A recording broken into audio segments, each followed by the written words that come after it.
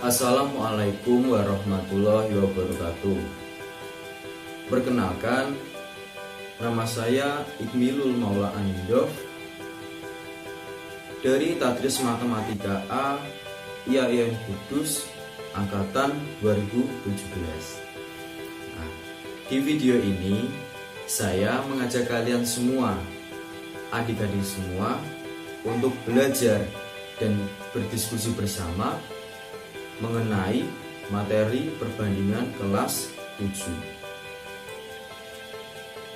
Sebelum kita memasuki ke materi, sebaiknya kita harus mengetahui indikator pencapaian kompetensi dan tujuan pembelajaran itu sendiri. Indikator pencapaian kompetensi yang pertama, menjelaskan pengertian perbandingan.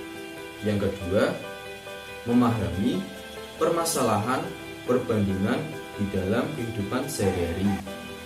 Dan yang ketiga, memberikan contoh perbandingan di dalam kehidupan sehari-hari. Adapun tujuan pembelajaran itu sendiri, yang pertama, siswa mampu menjelaskan pengertian perbandingan. Yang kedua, siswa mampu memahami permasalahan perbandingan di dalam kehidupan sehari-hari. Dan yang ketiga, siswa mampu memberikan contoh perbandingan di dalam kehidupan sehari-hari. Nah, di tengah pandemi virus COVID-19 ini, saya sangat menyarankan kepada kalian semua dan adik-adik semua untuk tetap belajar di rumah. Untuk tetap di rumah saja. Jangan lupa cuci tangan, jangan lupa pakai masker jika keluar rumah, dan jangan lupa menjaga jarak antar satu sama lain. Semoga pandemi virus COVID-19 ini segera selesai. Selanjutnya kita akan langsung menuju ke pembahasan materi. Oke, kita sekarang akan memasuki pembahasan materi perbandingan. Hayo, siapa yang suka ngebanding-ngebandingin sesuatu? Misalnya ya, ketika nilai ujian kita keluar, secara langsung kita akan membandingkan nilai kita dengan nilai teman kita. Nah, apesnya ketika nilai kita lebih rendah daripada teman kita, mungkin sebagian orang akan merobek nilai ulangan itu dan membuangnya ke sampah, akan sakit hati dan akan menjerit, kenapa saya kok bisa lebih rendah dibanding dia. Nah, dari contoh tersebut kita mungkin bisa mengambil kesimpulan, apa sih pengertian perbandingan? Ayo, apa? Pengertian dari perbandingan adalah membandingkan beberapa nilai satuan sejenis yang dinyatakan secara sesederhana mungkin.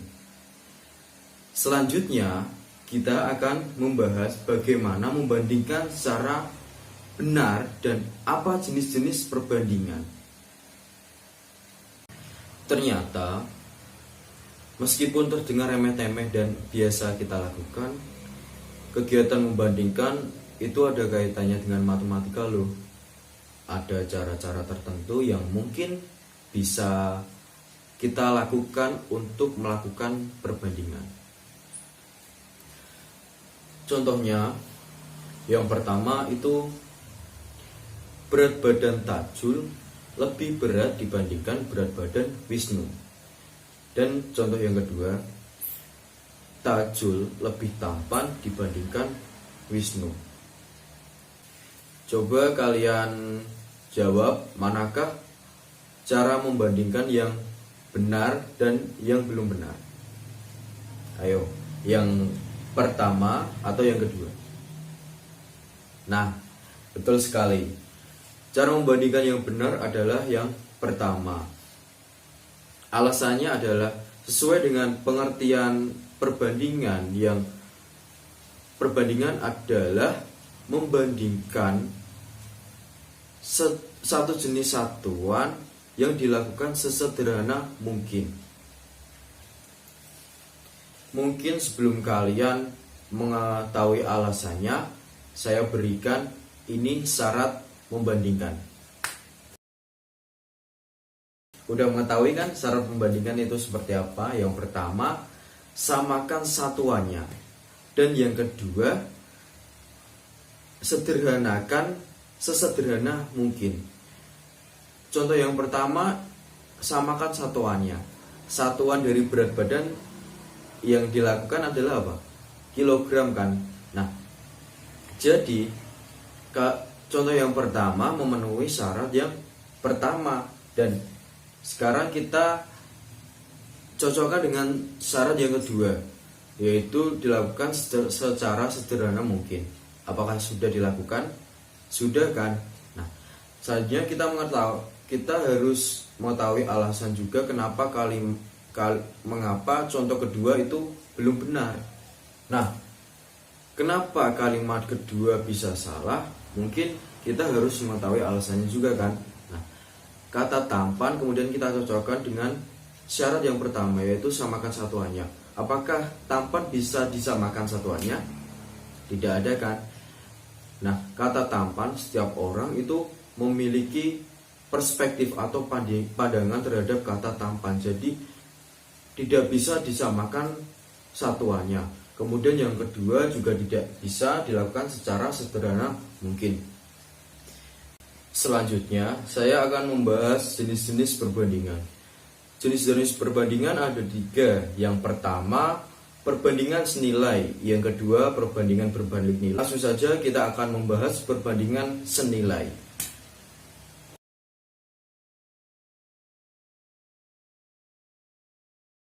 Nah, sudah ada contoh perbandingan senilai. Nah, sekarang kita akan belajar dan berdiskusi bersama dan menjawab soal tersebut. Oke. Yang pertama soalnya adalah Dino membeli 3 buah baju. Setelah itu Dino membayarnya ke kasir dengan harga 150.000. Jika Dino membeli 5 baju, berapa uang yang dikeluarkan? Yang pertama, Dino membeli 3 baju seharga 150.000. Nah, ketika Dino membeli 5 baju, berapa harganya?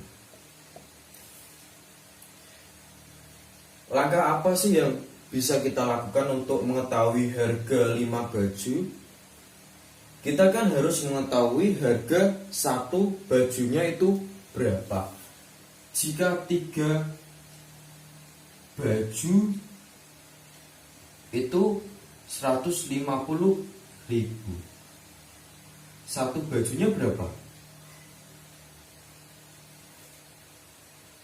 Benar sekali, satu bajunya harganya 50.000.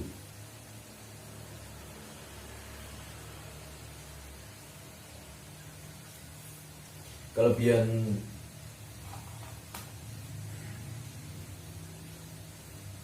kalau 2 baju 100.000, 4 baju 200.000. Nah, kalau 5 baju 250.000. Nah, sudah diketahui kan, jika 3 baju harganya 150.000, kalau 5 baju kita harus membayar 250.000. Sekarang kita lihat beda atau rasio dari 1 baju ke 2 baju ke 3 baju ke 4 ke 5. Sama rasionya dari 1 ke 2 50.000, 2 3 50.000 juga, 3 4 ke 3 ke 4 50.000, dan 4 5 50.000. Nah, dari perbandingan senilai, konsepnya adalah jika jumlah kuantitinya banyak, maka uang yang kita keluarkan juga semakin banyak. Jika jumlah kuantitinya semakin sedikit, maka uang yang kita keluarkan semakin sedikit juga. Nah, itu konsep dari perbandingan senilai. Selain cara tadi, ada cara lain yang mungkin bisa kalian lakukan, yaitu menggunakan rumus A1 per B1 sama dengan A2 per B2. A1 3, B1 150, A2 5, B2 misal kita misalkan X. Bisa kita lakukan yaitu kali silang 3X sama dengan 5 kali 150.000. 3X sama dengan 15 kali 5 70, 5 nolnya 4. Nah, X sama dengan 750.000 dibagi 3. X sama dengan berapa? 250.000. Nah, selain cara tadi, mungkin cara ini bisa dilakukan oleh adik-adik. Sekarang kita menuju tabelnya. Jika jumlah kuantitinya semakin banyak, maka uang yang kita keluarkan juga semakin banyak. Bagaimana grafiknya? Grafiknya akan saya tampilkan di gambar berikut ini.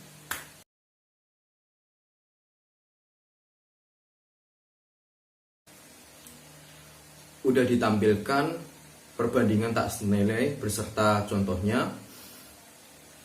Nah, sebelum kita menjawab dan membahas bersama tentang perbandingan tak senilai, kita harus mengetahui konsep perbandingan tak senilai itu seperti apa.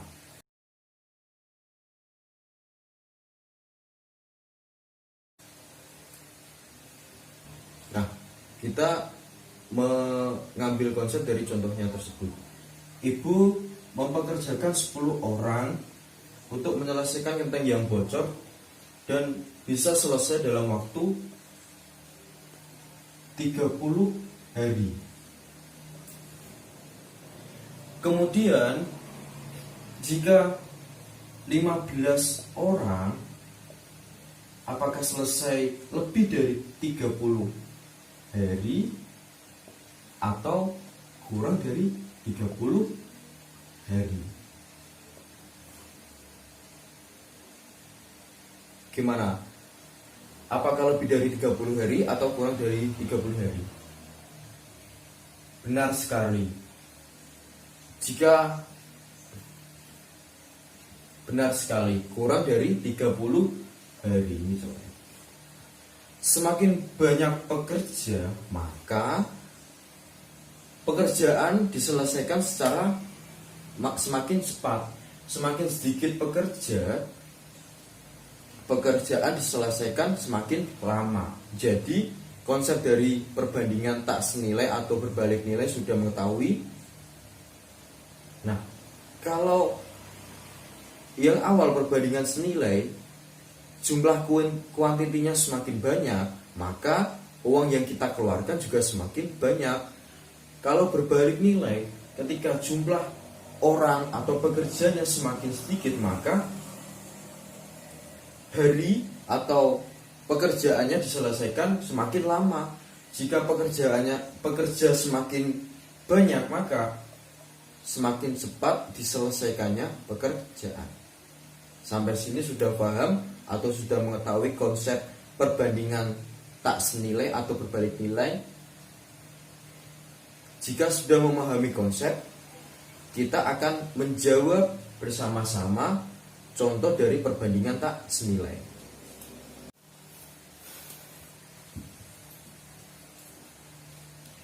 Nah, ayo kita akan menjawab bersama-sama dan membahas bersama-sama contoh dari perbandingan tak senilai. Nah, kalau 10 orang diselesaikan selama 30 hari, kalau 15 orang diselesaikan selama, berarti kurang dari 30 hari. Jadi kita harus mengetahui berapa satu orang pekerja setiap hari itu mengerjakan berapa pekerjaan. Nah, saya membuat permisalan seperti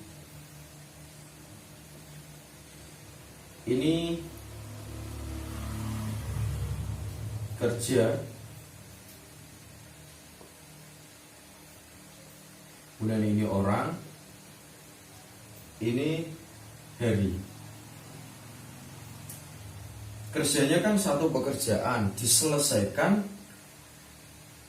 oleh 10 orang dan diselesaikan selama 30 hari. Misal satu hari diselesaikan oleh misal satu hari diselesaikan oleh 10 orang pekerja. Jadi pekerjaannya yaitu berapa? Seper 30. Sampai sini paham? Atau masih bingung? Oke, misal satu hari itu seper 30. Jadi ketika 30 hari sama dengan 1/30, jadi satu pekerjaan. Oke, paham? Nah,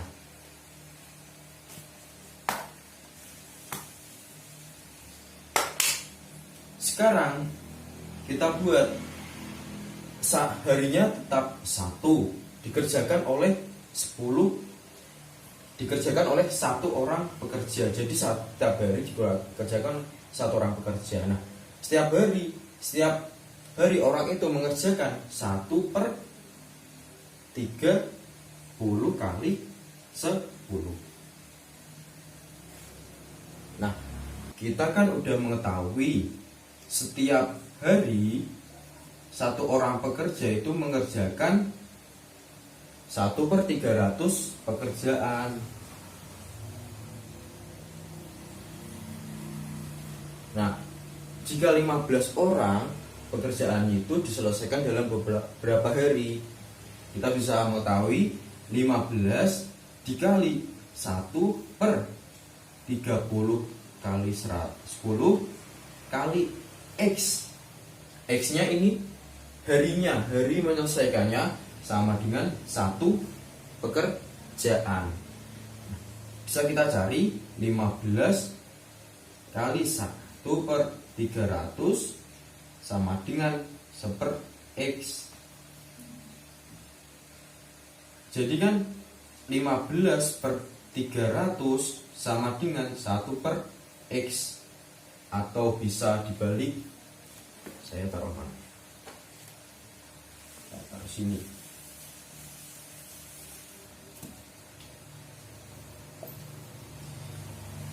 (15/300) sama dengan 1/X. 15X sama dengan 300. X sama dengan 300/15. X sama dengan 20.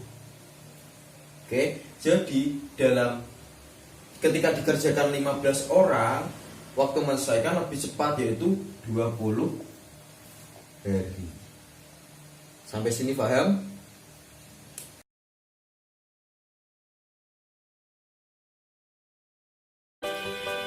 Sekian materi dari saya tentang perbandingan. Apabila bermanfaat bagi teman-teman dan adik-adik semua, silakan bagikan, dan jangan lupa di like video ini dan di subscribe. Kurang lebihnya saya mohon maaf. Saya menyarankan untuk adik-adik dan teman-teman semua tetap berada di rumah, belajar di rumah. Wassalamualaikum warahmatullahi wabarakatuh.